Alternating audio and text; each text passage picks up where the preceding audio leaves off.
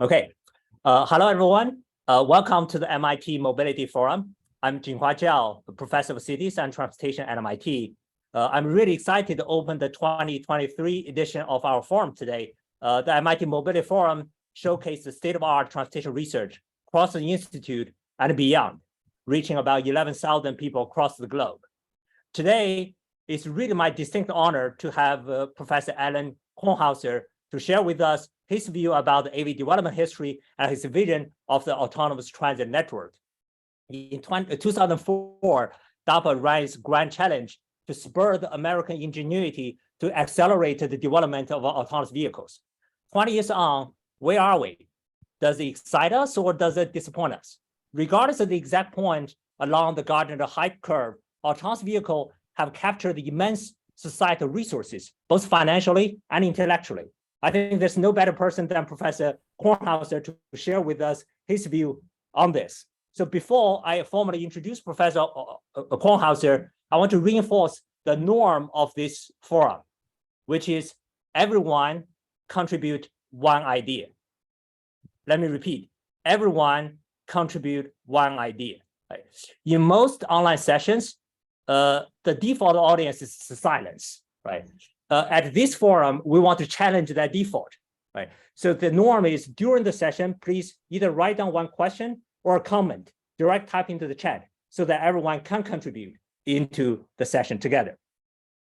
Also, as I mentioned, please turn on your video whenever you can. So the rule is video on, audio off. Right? Okay, so just warm up here, please type into the chat so that we get used to this using the chat as a communication tool here. Please type your organization, city, and local time so that Professor Alan Kornhauser has a context of who the audience are. So I would say MIT, Cambridge, Massachusetts, 12 no. Let's see. Maine Mobility, UC Berkeley, Swiftly, CIM, nice, Columbia, Toronto, Citymapper, FHWA, Boss MPO, Calgary, Geotab, Steer, McMaster.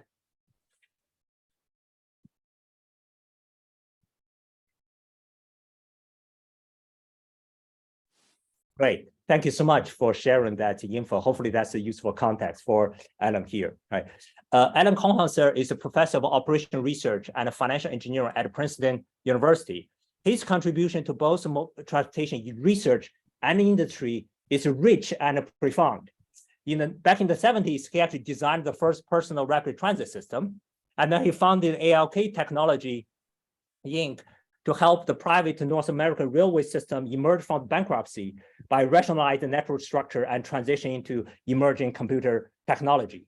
At Princeton, Alan serves as the director of the transportation program and is the faculty chair of the Princeton Autonomous Vehicle Engineering, working on the research of using the real-time operation of large fleet driverless vehicles and also development of deep neural network for the safely driving road vehicles. He was the faculty lead of the Princeton entry to the 2005 DARPA Grand Challenge and 2007 Urban Challenges. He particularly focused on delivering safe, equitable, affordable, and high-quality mobility to everyone, especially economically challenged household.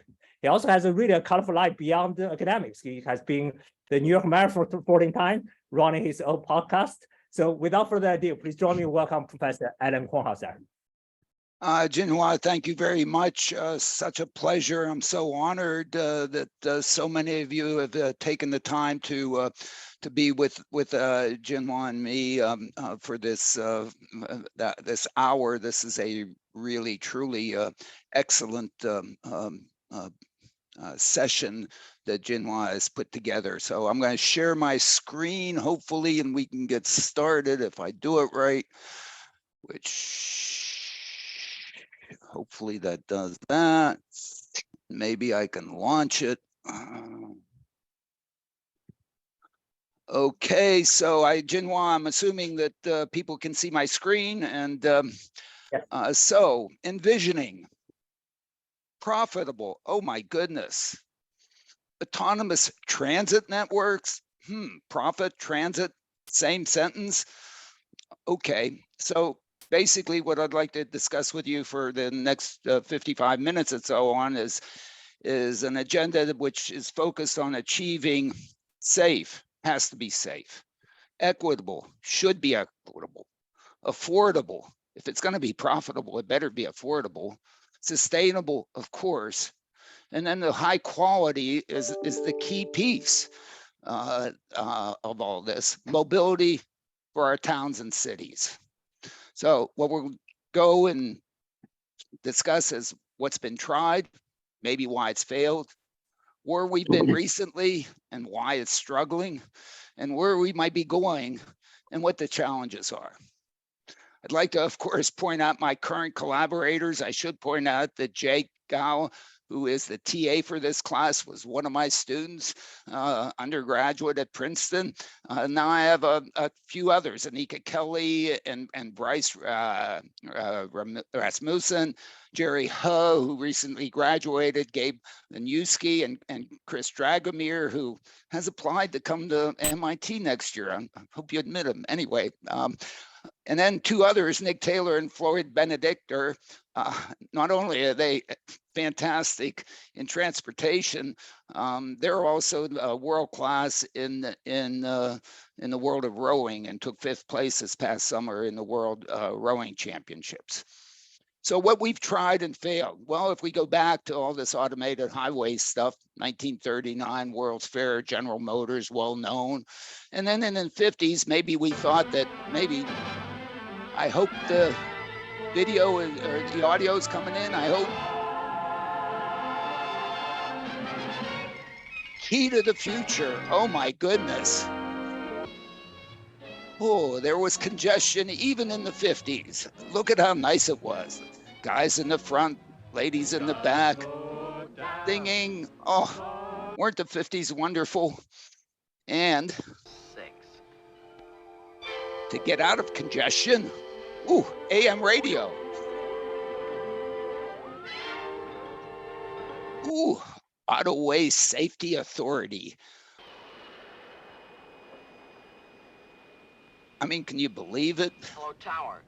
This is Firebird 2. Can you imagine, 70 years from now, what they'll think about what we're trying to do now?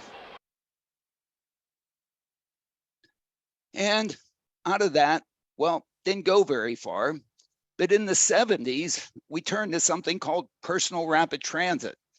And since I wasn't going to go to Mars, I decided to take my energies and focus it on trying to provide automated mobility in cities. And I sort of adopted it. And actually, in 1975, produced my first report on Trenton Transit Study. And guess what was in there?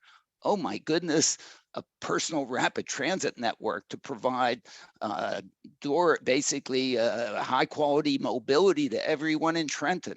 1975. And so here we are, 1975, system built in Morgantown, 3.6 miles, 71 vehicles. Oh my goodness. Oh man, I have to do this. And so I basically started carrying the tablets of personal rapid transit system. I think I carried them for 40 years. And where did I get today? Morgantown, still 3.6 miles, still 71 vehicles, a little different facade on each of the vehicles. I guess at least it still exists. And then, there were a couple other systems. I mean, 40 years, Heathrow, 3 stations, Masdar City. And then with Jake and other students, how many personal rapid transit networks did we analyze for the state of New Jersey? I mean, one of them had 10,000 miles of guideway, 10,000 stations. It would provide mobility to absolutely everyone, be totally equitable and so on. With that kind of scale, maybe it might even be affordable. And whoa, never got there. Why?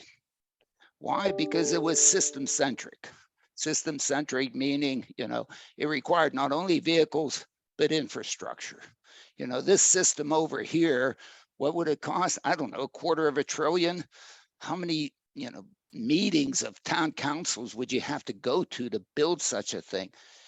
It never got off the ground. It never went anywhere. So we went back to the automobile with the automated highway studies of the 1990s, of which then we did a demo in California on I-5 or 15, put down magnets along a roadway, had 7 vehicles, platoon, everybody standing outside with their hands outside. My goodness, my goodness, my goodness. And the realization was that this stuff is just unscalable.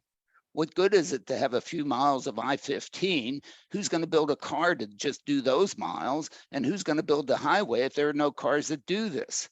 So the reliance on infrastructure to ensure safety is simply, unscalable. That chicken and egg probably can never happen.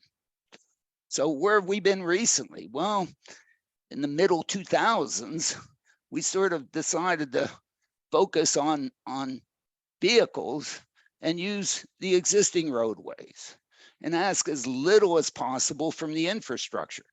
Why? One, in places you can't even do anything about it.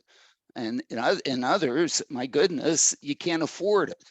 So DARPA, the Defense Advanced Research Projects Administration, put out a grand challenge, one in 2004, 2005, and 2007, in which in 2004, Carnegie Mellon Sandstorm went 7.3 miles, farthest of any vehicle until it sort of crapped out.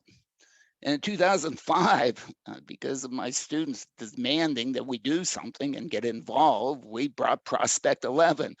We actually ended up doing 9.8 miles. We were so happy. 5 teams finished 125 miles or whatever. And then in 2007, we didn't make the finals. We were out there, but I guess we just didn't have enough money to make it happen. If we look back at the 2005 competition, we had vehicles that had like 6 wheels. We had vehicles that had 2 wheels. We had vehicles that had, I don't know, N LiDARs in the front where N is large. We had big vehicles actually finished for Oshkosh. We had other big vehicles at Carnegie Mellon. We actually finished. We had the Volkswagen vehicles that came out to Stanford, and Stanford actually won it. And we had the Princeton vehicle. What did we have on this? We had a stereo camera, we had a GPS unit, and probably nothing else worked. It wasn't registered, it wasn't legal, it wasn't insured, it wasn't whatever. But boy, did we have some kids who really did stuff. Andrew Sachs, who was in the fall semester of his sophomore year, who's now a professor at Harvard. Brendan Collins, who was also a sophomore, is on a big wig at Airbnb. Brian Cattle, who's now developing some really interesting radars. Rachel Blair, who's spent much of her career at Trimble. Gordon Franken, who's dealing with robotics now. Josh Herbach, who was a sophomore who has been at Waymo for at least 10 years. Scott Schiffers, who's a professor, and Ananda Treya, who's started I don't know how many companies. What a great group. But it wasn't easy.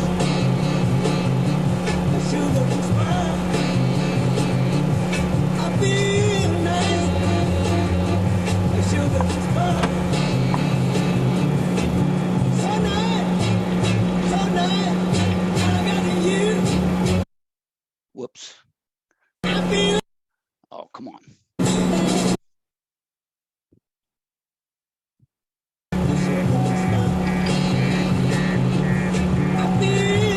Approaching contact with the barrier of obstacle 1. Whoops.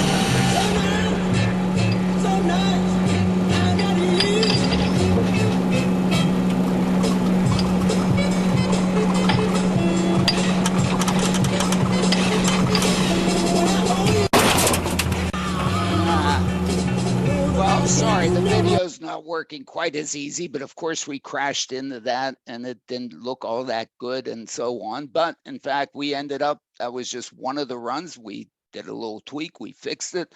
We ended up being 10th seed and finished 9.8 miles before we crapped out. We actually went back and left the vehicle out there in Nevada and went back after 3 weeks during turn break. My hunch was right. Hey, put the damn thing on my phone. You'll be able to run the whole thing on my frickin' phone. Whoops, sorry for the language by the people there, but in fact, fix one line of code. Because we only had cameras looking forward, we were afraid of getting stuck in a maze and having to back up. With no way to look backwards, we were saving all the objects and their positions, because every object we detected, we put a position vector and a velocity vector on it. And we were going to basically go backwards using those data points. One of the things we didn't do is do memory management that was required and say, well, by the time you have, 10,000 of these things, maybe you should, start, just having a stack rather than just adding more. And of course, we ran out of memory. Changed one line of code, went back, redid the course, did the whole darn thing, mostly without cheating. Did beer bottle pass 3 times, once at night.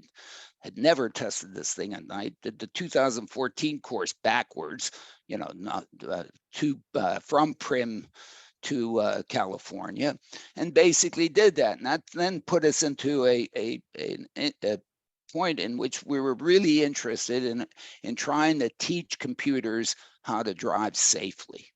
And the question that we sort of fell onto is with respect to trying to do this with the various people that are listed here, especially Chen-Yi Chen, whose PhD dissertation was focused on using Torx and was the first one to really use a virtual reality system to train a system, and Artur Filipovich, who had so much fun with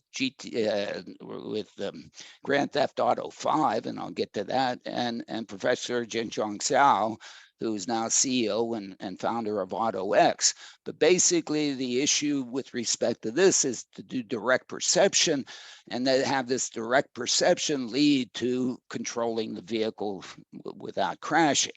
Out of that, the issue is how can you determine the appropriate affordances, the appropriate fundamental characteristic of where is the vehicle, where is it with respect to the environment, and what's going on around it with respect to the other vehicles and the other things, and to be able to do this. And then if you could then properly determine this, then we felt that by using just standard optimal control with just physics F equals ma was somewhat relatively easy. But the question is how do you really get the data to be able to put into an optimal controller so that it can steer and do that appropriately? And that's really where this, hey, we're going to use a neural net of one form or another in the middle, and we're going to train it. And we're going to get enough of images out here to be able to then do the optimization to a problem to get the coefficients so that we can from here forecast this. And so with respect to this, the question is where do you get the millions of images that not only you have the data, and the data on images is about as ugly as you can have it, because what is it? It's a short, 0 to 255 array of 3 by X and Y numbers to then convert into these affordances that then can lead to the optimal control and drive the optimal control problem to decide, how to turn the steering wheel and how to hit the gas and the brakes. And so our work in this at the time, of course, what are we going to do? Might as well use deep learning, neural networks down here, convolution layers up here that basically take the data that's coming into this and transform it. Find the edges, find the corners, find those other sort of situations and feed them through the neural net to get the data that you need. But to determine the coefficients in here, you have to have the correspondence of this image with the data, and that needs, at least my opinion, and we can discuss it later on, those have to be essentially perfect. So the outstanding issue is, where do we get these training sets? And so we came up with, well, or Chen Yi really did, why don't we use virtual reality? In other words, we could be in the real world to get these things, but in the real world, it's hard, it's expensive to get perfect affordances, because we can take an image, but then it needs to be labeled. How's that done? Who does that? Some person, some people, ends up being a very expensive process. Whereas in the virtual world, my goodness, we create the image. That means we have all the affordances. That's how the image got created. So all of that is really cheap, and they're perfect. And also, if you want to really create weird situations or edge cases, oh my goodness, that's almost probably pretty easy. In the real world, the good news is it's real. In the virtual world, well, is the virtual world good enough? And so really what Chen Yi proved in his thesis was that basically the virtual world is good enough, because in fact, what he demonstrated was he could train on not this race course to basically have this video game drive down the race course and not crash. And the surprising thing about it is, if you took the neural network you trained in this virtual world and ran it outside in situations that really isn't trained at night, and you look at what it's giving you in terms of where it is, it's not the greatest thing, but my goodness, it is darn good. It has the right number of lanes, it has vehicles in front and to the left, and so on and so forth. So that in fact, this approach of using the virtual world to generate the training sets, I think has just blossomed. And I think that, although I don't know in detail because he won't tell me, Chen Yi did that for NVIDIA when they were working on their self-driving car, and continues to do it at GM Cruise. There's still a lot of interesting questions that remain with respect to this fundamental approach to this problem. What about the time dimension? What about instead of using video instead of images, and so on? So there's still an awful lot to do. But if we then go to more of the macro level and we ask ourselves, well, where are we with what I've ended up calling smart driving cars? I mean, I'm not going to call them stupid driving cars, but call them smart driving cars. All kinds of different names out there, and the whole language of this business is, it's really disconcerting, because NHTSA has a bunch of levels and so on. Nobody knows. I don't know. It's totally confusing. For the sake of, in case you haven't heard me say this before, I think there are only 3 levels. In fact, maybe there are only 2. Let's talk about 3. One is safe driving. And this image over here, to me, is a safe driving vehicle, because this computer back here is going to be so good on all the time to make sure that whatever misbehavior this entity down here does, this vehicle is never going to crash into anything. And in fact, this is really what I think we would want in a safe driving vehicle. What is it? It's on all the time, with the driver driving all the time. And that's how you get safety. Because basically the computer is watching over you and saves you. And really all this is the extension of electronic stability control or anti-lock brakes, both of which basically take over the vehicle and push you aside and say, whatever you're trying to do, it's not going to work. We're doing it. And extends this to intelligent cruise control, lane keeping, automated emergency braking. And in fact, our vehicles should have this on all the time. The second one is self-driving, or what I've ended up calling self-driving. It's basically feed off brain on. Okay, it's on some of the time, it's engaged, and it has driver oversight. And what it provides is some comfort and convenience. Most people call this hands off. I don't know. I look at myself. What I appreciate most about these systems is I don't have to sit there and play with my feet to not run into the back of somebody or to keep going at a constant speed. And it's the driver's choice in OEM certified areas at OEM certified times to have this system operate. And to me, it ends up being essentially the ultimate texting machine. You know, I'm going to sit there and I know that, never mind. What it's probably going to do is increase vehicle miles traveled, but we're not going to talk about that here. And the third one is driverless. And the driverless one is driverless. It's on all the time, but only in certified areas at certified times. And those are certified areas, certified times is the operational design domain. And what does it have in it? It's either has passengers or is empty. Okay. And what does it, can this probably do or could do?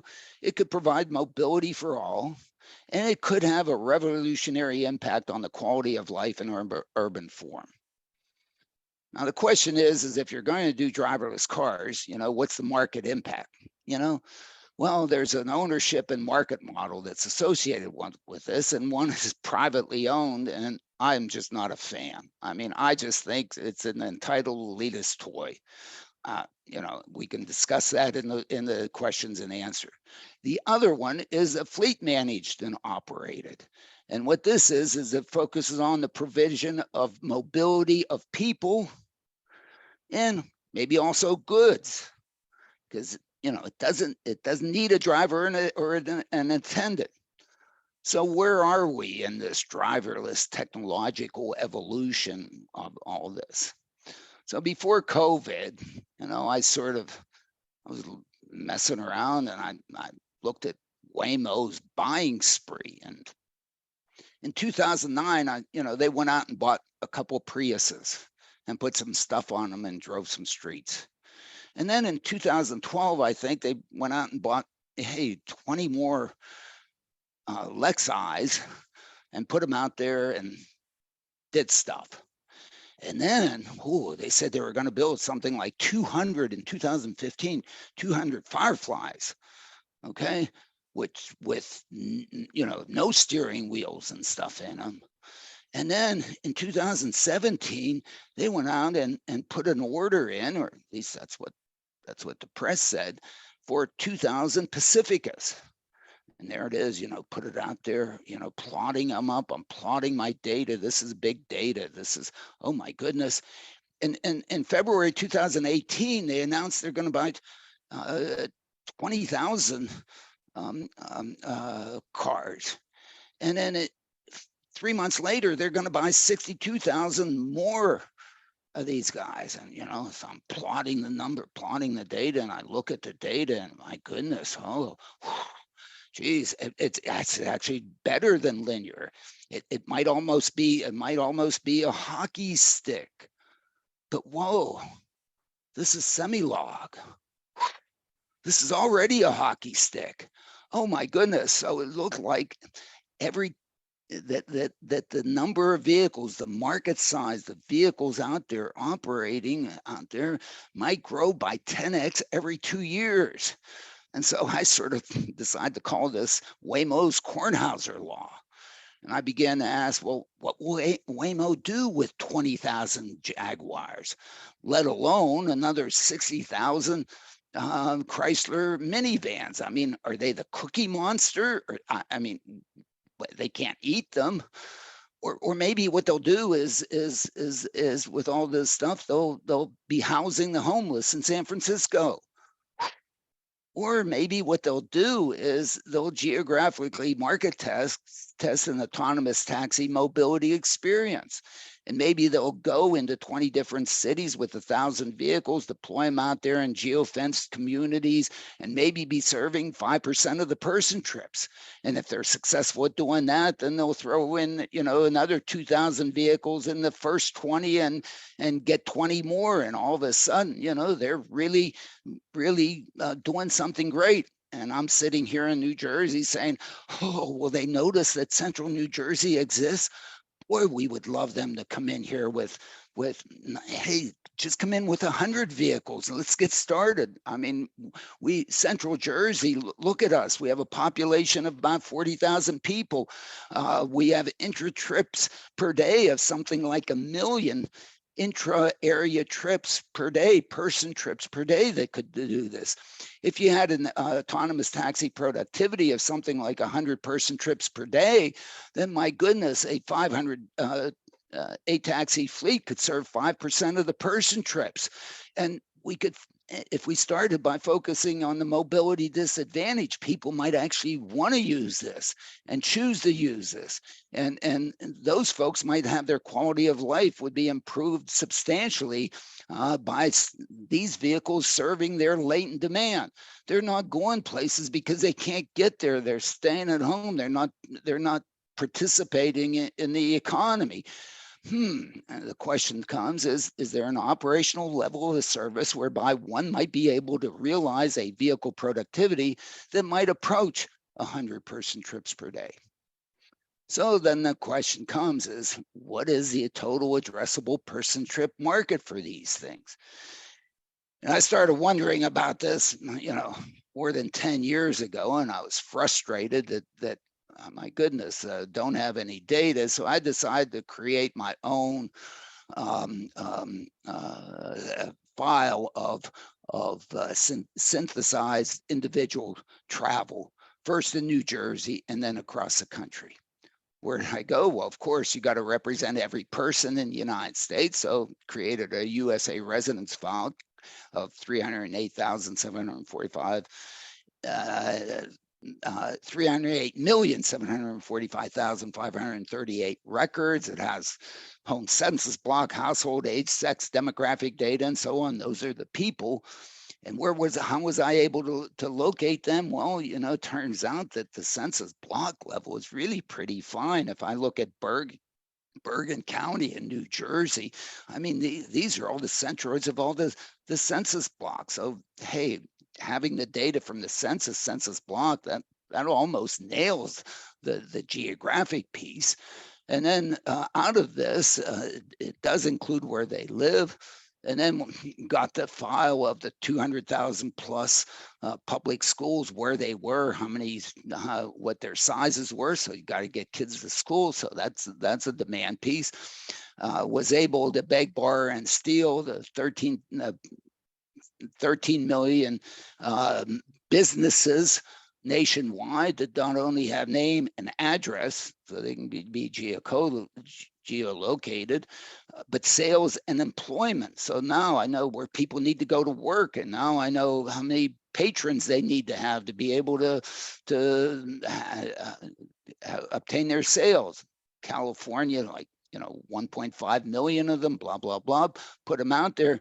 And basically what it allowed me to build, or allowed me and my students to build, is a representation of individual trip activity at a somewhat fine scale. So decided to do it at a pixel level, where a pixel dimension is a half mile by a half mile, and locate the home end of trips at the centroids of the blocks. That's the blue, where the employment is and how many employers, where the schools are, and so on. So in fact, out of that could generate the demand, and then made the, I guess, heroic assumptions that each person during the day either had one or actually 8 different kinds of daily trip tours.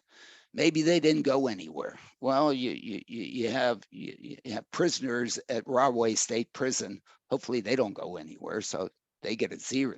They all get zeros, and so on and so forth. The too young, the too old, and so on.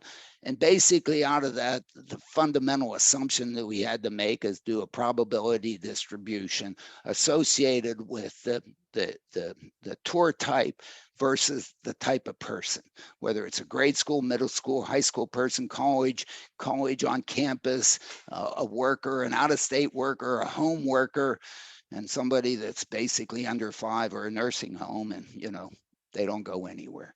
And out of that, basically generate for the United States 1.009 billion individual person trips.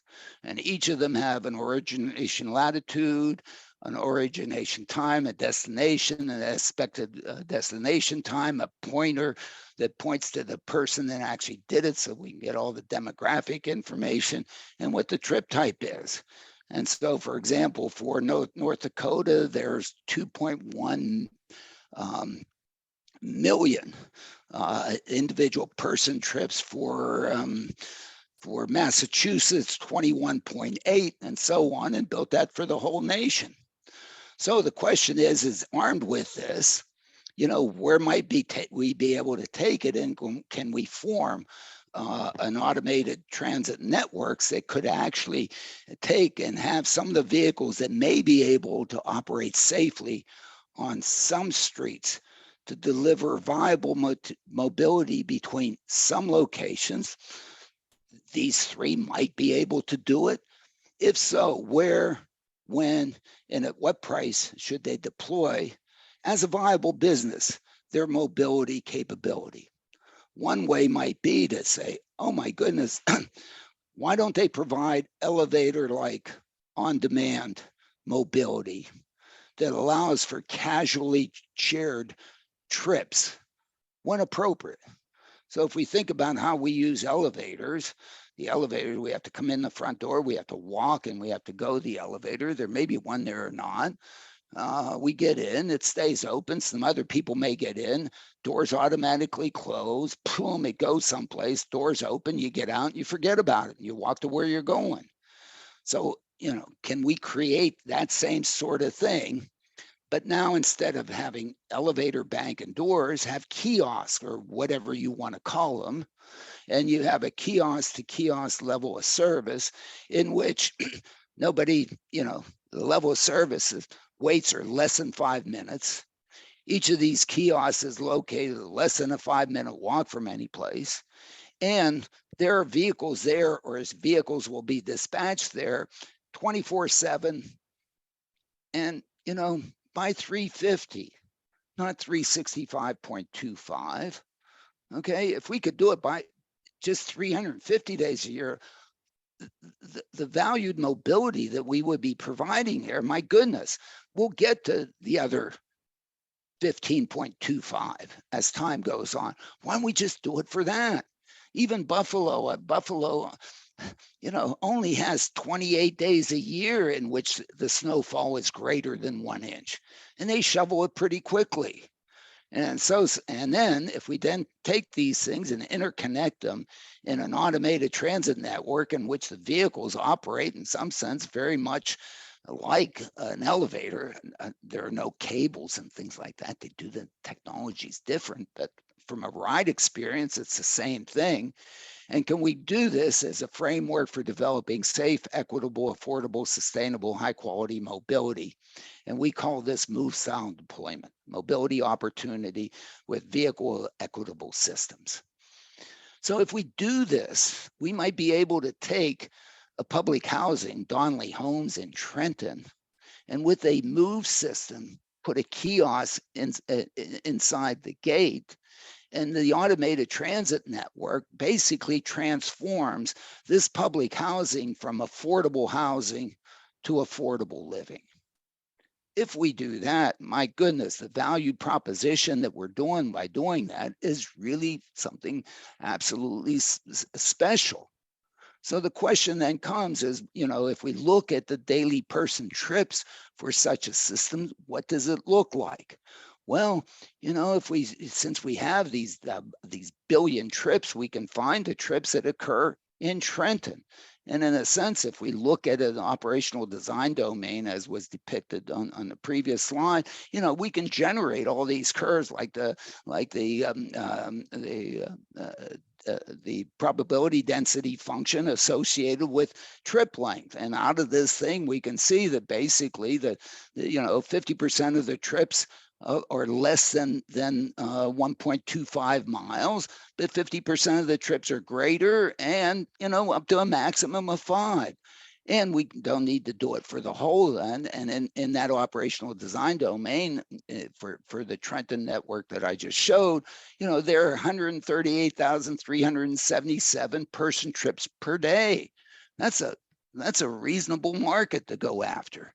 And if we look just at those trips that go to and from the Trenton Transit Center, there are 11,058. How far, what is their density function of distance with respect to those trips? And we can look at it with respect to kids going to Trenton Central High School. No mobility is provided for kids in Trenton unless they live more than 2.5 miles away from the city. That little piece right there is all that the city provides. All this, I guess, I don't know, they walk. The superintendent of schools in Trenton says truancy is directly proportional to how far a kid lives from school. Okay, so why not provide them with that mobility? Well, what about the temporal distribution of these things? Well, the temporal distribution, if we look at the 138,357 trips, typical maybe for Trenton, this is how they get distributed in terms of number of trips per minute throughout the day. There are some peaks, maybe opportunities for a lot of sharing. Other times, not much opportunity for sharing, but that's across the whole system. What does it look like for what happens would happen at Trenton train station? This is what it looks like. Now, I need to point out that here the scale is 1,200.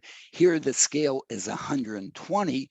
And then if we then go look at particularly Donley Homes, for example, the scale here is 12. Yes, there are saturation points in which a couple of times during the day it's greater than 12. Lots of times during the day it's 0. Other times it's 1, it's 2, and so on. But this is the temporal distribution of the mobility of the total addressable market associated with these things.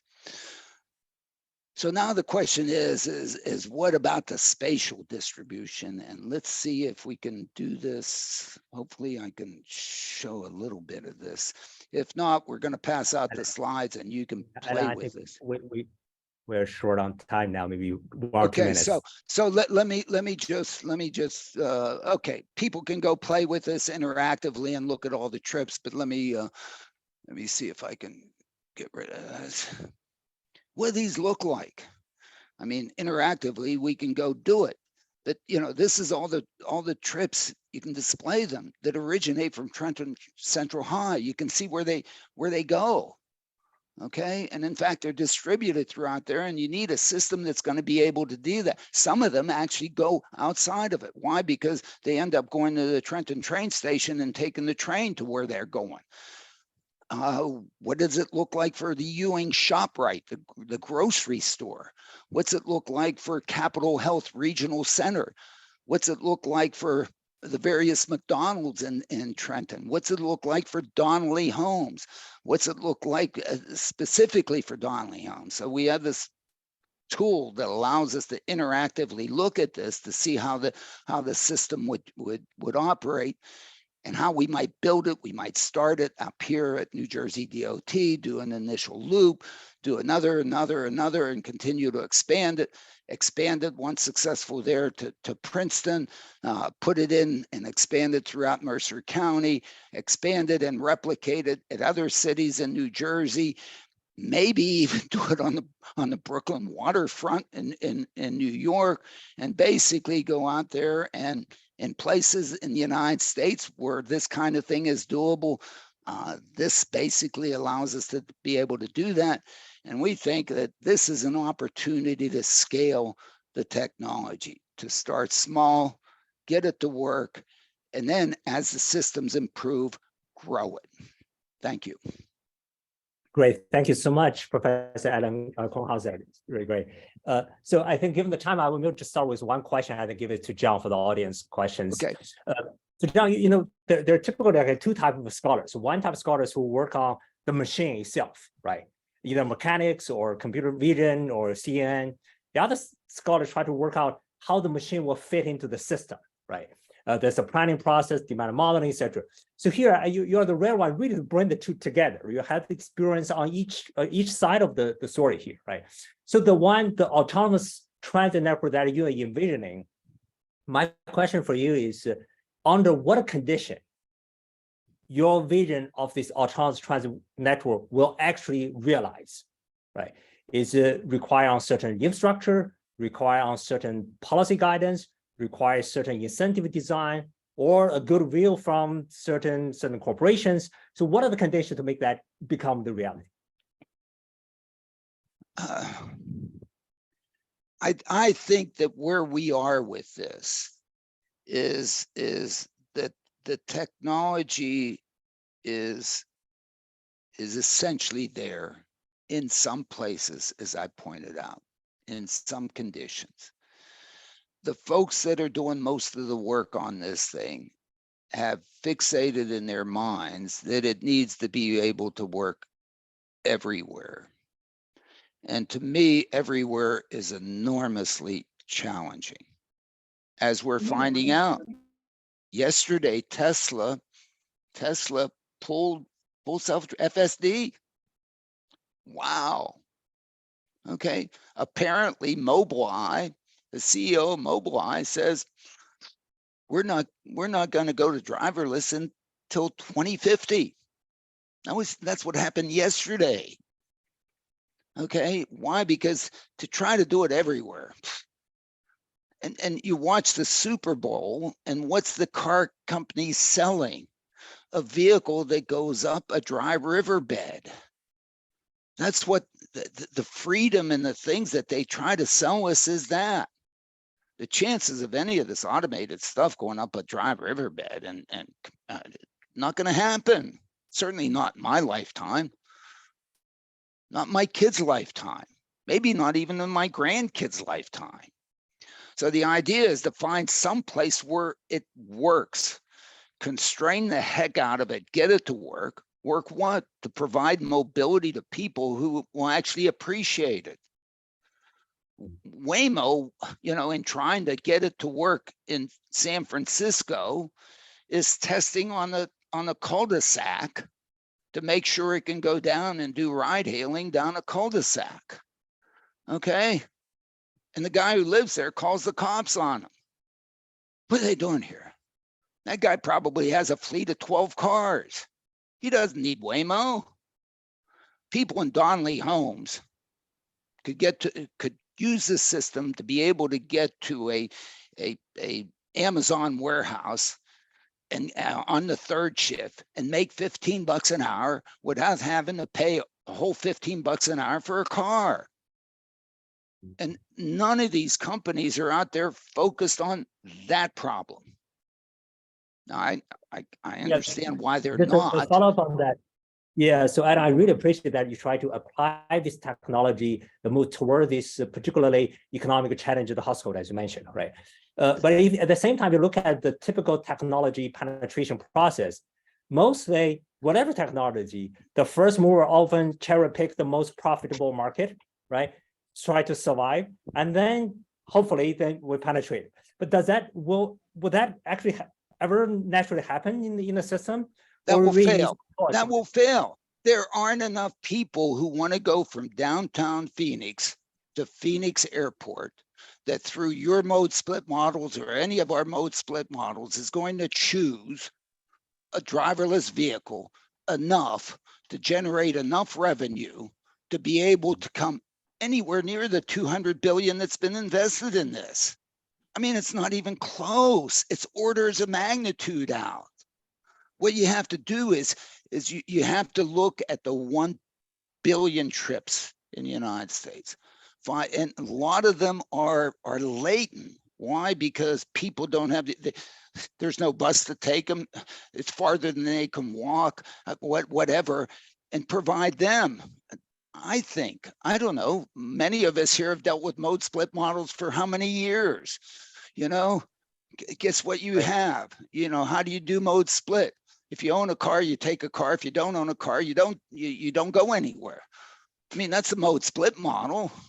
Sorry, I mean, I'm not being very nice to a lot of people who did a lot of work on a lot of mode split models, but that's basically it. You know, Thank you, Alex. 90 what So give us percent time. of the, yeah, okay, sorry, that's a long answer. So I will I'm give it sorry. to give it to John Monzati to get some questions from the audience. Yeah, Yeah. Christian. Go ahead, sorry. Alan, a very active chat, many questions, too many to ask.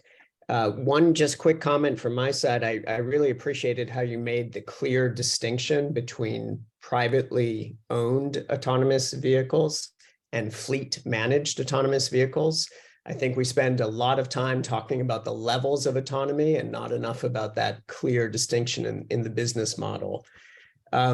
Let me start with some questions from Claude Morelli. So one question he asked is about, what do you view as sort of the unintended consequences of autonomous mobility? And this could be pertaining to the fleet model that you spoke of. Yeah, I would only want to talk about the fleet model because the personally owned model is like It's not for you. goofy. It's not real. I'm not going to buy a car I can't drive. And I'm too irresponsible to send my car out to you for you to use and then get it back. Airbnb my car. I mean, if there's anything that Elon's been totally goofy on, is that is not going to happen. Okay, we're too irresponsible. Who's going to be the responsible one? It has to drive safely and legally. Okay, the industry for all these years has put that on us. Okay. Now, if this is doing it, they're going to have to pick it up. None of them will. Okay, now on the fleet, then you can maybe, be concerned enough. I mean, Waymo has put vehicles out there without drivers. GM Cruise has put vehicles out there without drivers or attendants. They've decided in their corporate board meetings that the reward was worth the risk, because it's always a risk-reward trade-off. Okay, and but they're not applying it to a market in which they have any opportunity to get enough takers to ask for a few shekels from each of them to stay in business. No wonder Ford got out. Okay, I won't say it. Everybody knows what I was going to say, so I won't say it. You can, it's got to be hey, there's no way Washington affords this. No way. No way they could have come up with the 200 billion that's already been invested in this. No way. It has to, but if you can serve 100-person trips a day with a vehicle, it costs, I mean, you're doing it at, 40 cents a vehicle mile, 40, 30 cents a person mile. Okay, people can afford that. And those that can't, geez, it's easy to go out and say, well, it's for the poor to support them. Go ahead. Yeah. That's great. One more question related to just the actual sort of social space with being in these like fleet managed autonomous vehicles. Also a question from Claude, just, what do you foresee as any people problems? Enormous. It's a sociological problem today. It's not a technological problem. And unfortunately, I don't think I ever took a sociology course, so I know nothing about it. Okay. But it is. I mean, it has to do shared ride. An elevator would not be able to operate if it didn't share. Yeah. And if it required an attendant, we wouldn't have tall buildings, which maybe we'd be happy. We'd be all like Paris or something, 6 floors. I don't know. So there are unintended consequences there, but I mean, it's the same thing. You have to do share. You can't be sustainable without it. and the affordability piece, you know, you have average vehicle occupancy of 2 or 3. You do an average vehicle occupancy of 3 and people are happy. Uber and Lyft. Yeah. Average vehicle occupancy, well, you know, if you put the empties in there, it's 0.87. Or I don't know, you know, some number like 0.87. Yeah, yeah. Okay, Alan, there's also a cluster of really Yeah. interesting questions from Sarah Grinowich. Sarah, I apologize if I'm grossly mispronouncing your last name. She's from May Mobility. Yeah. And the questions were related to the relationship between density and these fleets that you spoke about. So in what way would you imagine that density affects the ability for these fleets to operate profitably? I think you spoke to that, but what about the reverse? Could the availability of these types of fleets actually nudge people toward density?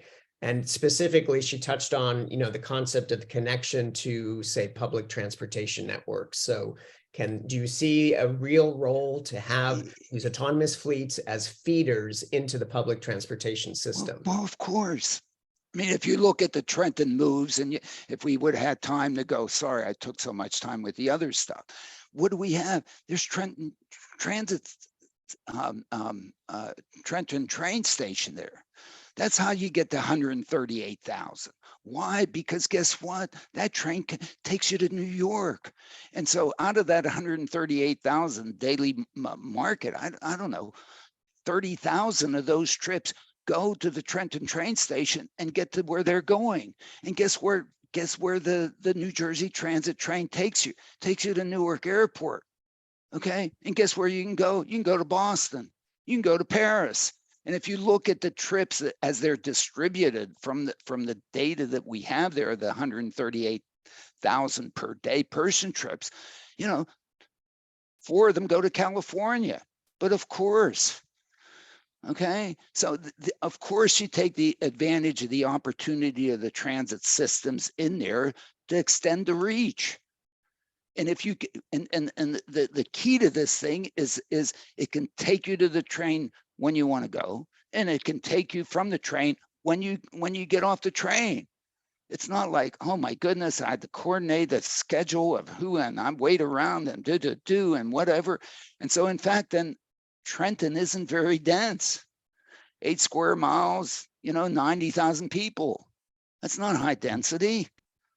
But there are so many cities, you know, Scranton, Pennsylvania, Dayton, Ohio, all over. The map that I showed there at the end shows all the places.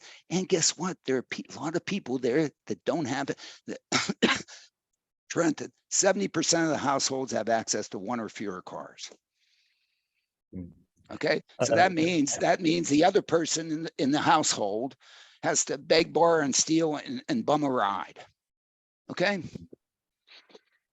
I'm sorry, I have to cut in now. It's 1 p.m. And Alan, thank you so much for joining us and sharing your Anyway. experience with us. Everybody, please join me. Thank Professor